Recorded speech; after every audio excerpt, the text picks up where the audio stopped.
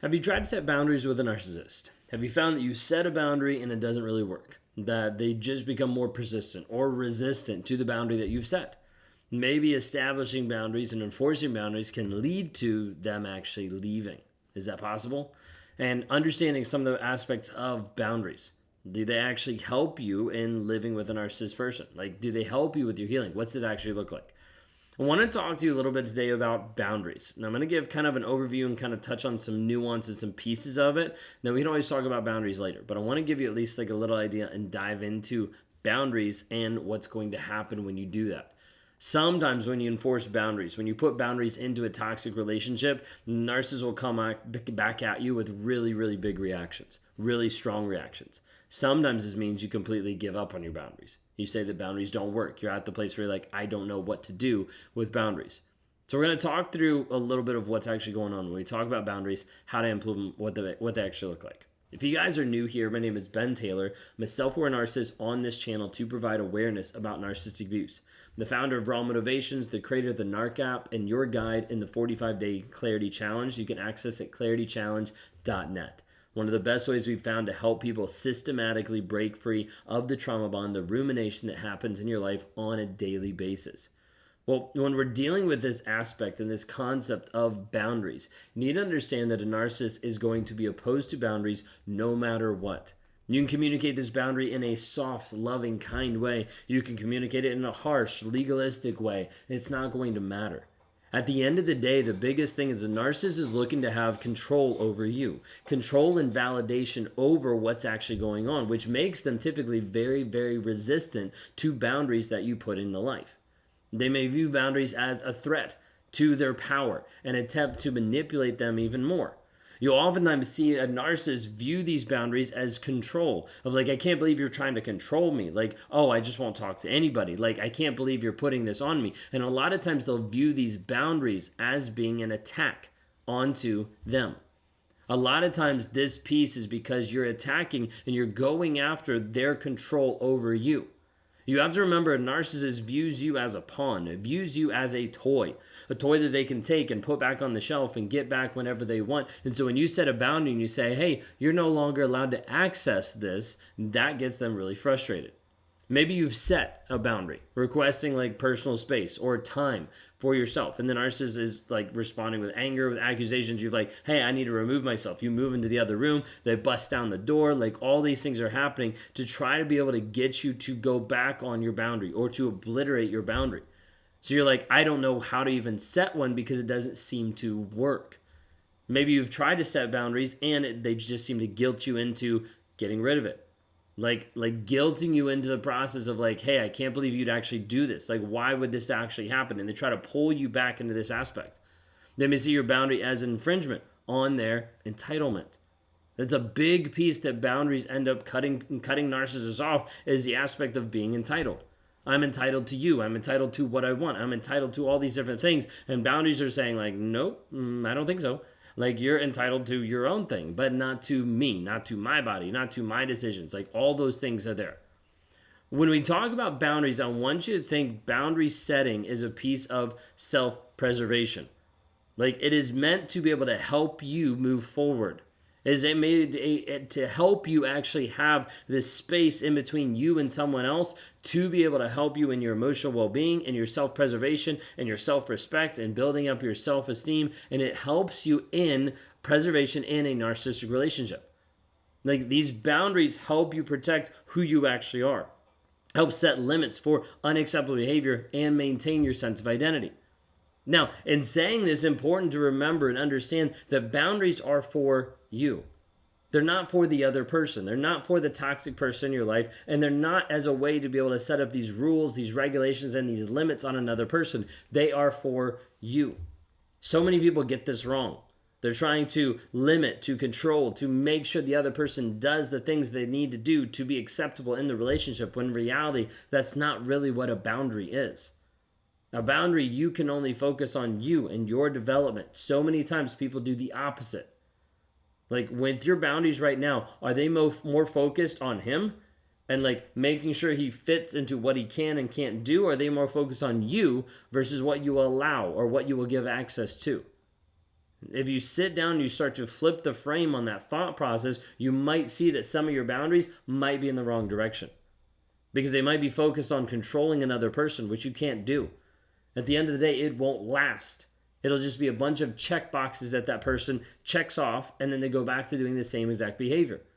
I don't say that just because it's a great idea. I say that because I know it's true, because I've seen it with client after client after client of someone that modifies and changes and morphs their behavior to look and to appear a certain way, but at the end of the day, it disappears because it is not actually their change. It is not them actually wanting to do it, but instead it is modifying for someone else. The boundaries have to be for you, not for anyone else. It has to be for you. Maybe you're at the place where you're trying to establish boundaries. And you're like, hey, I need to have a boundary with disrespectful communication. Okay? Refusing to engage. Refusing to have that person have access to you.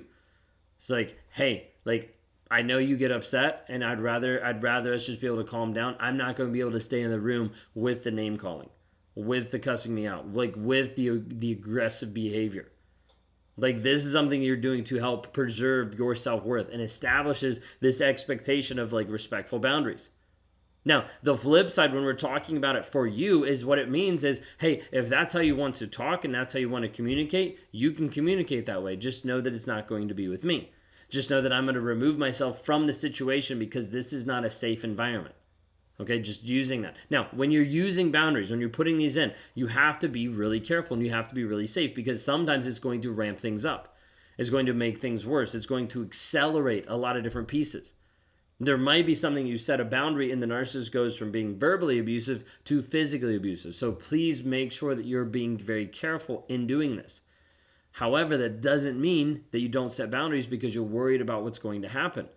If you're worried about what's going to happen, it's probably a good sign that you need to leave already. You need to work on moving forward. Now, what happens when you set a boundary? Okay, narcissists a lot of times are going to test your boundaries. Okay, so you say, hey, this is the limit that I'm willing to take. This is the amount of shit I'm willing to take from you. The narcissist sometimes will just come up and just barely get really close. Okay, barely get really close to the boundary because they want to be able to see how are you going to respond? What are you actually going to do? Are you going to give a warning? Are you going to say something? Are you going to react? And you don't, so they might pull back. And then all of a sudden they might come up and they might hit the boundary. They're sitting right on top of it, right on the edge of what you said you were willing to accept. Waiting and thinking, how are they going to respond? Maybe you say something that you're oversensitive. I'm not doing anything wrong. I didn't go past where you told me to go past. This is like the little kid that slowly pokes you and slowly gets closer and closer I'm not touching you. I'm not touching you. I'm not touching you. And eventually that'll lead to reactive abuse because you get so frustrated, you'll start to blow up because this person is pushing your boundaries over and over and over again. Narcissist keeps pushing them because they want to know what you actually believe. They want to know if you're actually going to stand up for yourself. And if they can get you to manipulate to not stand up for yourself, then they've won. Then in their mind, they're superior because you gave in, you gave up, you didn't actually stand up for yourself. All these things. It's a wild cat and mouse game kind of pushing back and forth. There's going to be this aspect of getting really close to your boundary. There's going to be this aspect of coming up and hitting your boundary. There's going to be an aspect of just blowing through your boundary because they don't care. They don't care about you. They don't care about your boundary. They don't care about what's actually going on. So you need to understand there's this piece there that a narcissist a lot of times will push past it because they want to see your reaction. Oh, I forgot. I didn't realize you had a boundary there. No, because they ran through it. You see this over and over. If you've communicated it, that's enough. You don't need to communicate your boundary 30 times before you decide to actually follow through with what you said you were going to do. You need to understand you have to remain firm in your boundaries. This is a hard part when we talk about co-parenting, which doesn't really apply to narcissists. So parallel parenting, okay? When we talk about parallel parenting with a narcissist, this is one of the hardest things that people need to understand is you have to be so consistent, it's ridiculous. You have to get to the place where you consistently respond the same exact way every single time a boundary gets brought up. Because if you don't, then the narcissist knows that boundary didn't mean anything to her. That means I can do whatever I want. That means I can go past with a boundary that they've set. That means I can do the things that I want to do regardless of whatever they say. They don't really care about their boundary. They don't actually think about it. I used to do this idea and this concept in the work environment. If you came up to me with an idea and I could get you to forget that idea in about 30 seconds, then I knew the idea didn't even matter, that the idea wasn't even that good. And so I'd use that same pattern, same idea. Narcissist does this with a boundary. If I can get you to change your boundary, modify your boundary, like modify it to a place where it's like different, it's where I want it to be, then you don't actually care about it. Now, I say that lightly because like that's what a narcissist is thinking. Does that mean you don't care about it? No, it doesn't mean you don't care about it. But we do have to work on the confidence so it actually builds up to the place that you can be confident in what you're actually doing. The narcissist is going to test your boundaries.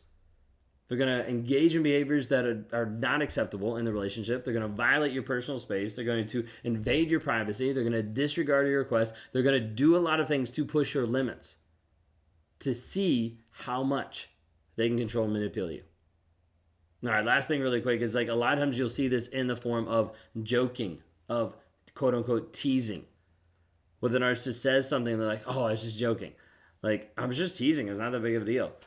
A lot of times they're doing that to be able to test you, to be able to test your boundaries, to be able to call you a name and then say that they're teasing. Because they want to know what you're actually going to stand up for. They want to know what you're actually willing to fight for. They want to know if you actually care enough about you to resist their manipulation and control. And if you don't, then a lot of times you stay stuck in a relationship for a long period of time. If you want to talk to me one-on-one, answer some questions, see if you'd be a good fit for some of our communities moving forward, go to rawmotivations.com. Would love to talk to you, would love to interact with you, and to help be a healing guide in your journey, to help you move forward in your growth, in your development, into the person you're called to be. If you're like, hey, I don't know about this guy. He's a narcissist talking about narcissists. Like, what actually gives, okay? Go to escapetoxicity.com. 7-day challenge for $7. You start to understand about narcissism. You start to get a pattern, an idea of how we teach, of how we grow and develop people into being the person that they're called to be. Understanding narcissistic abuse, breaking the trauma bond, and maximizing your growth and your potential. Love to talk to you guys anytime. Reach out for help.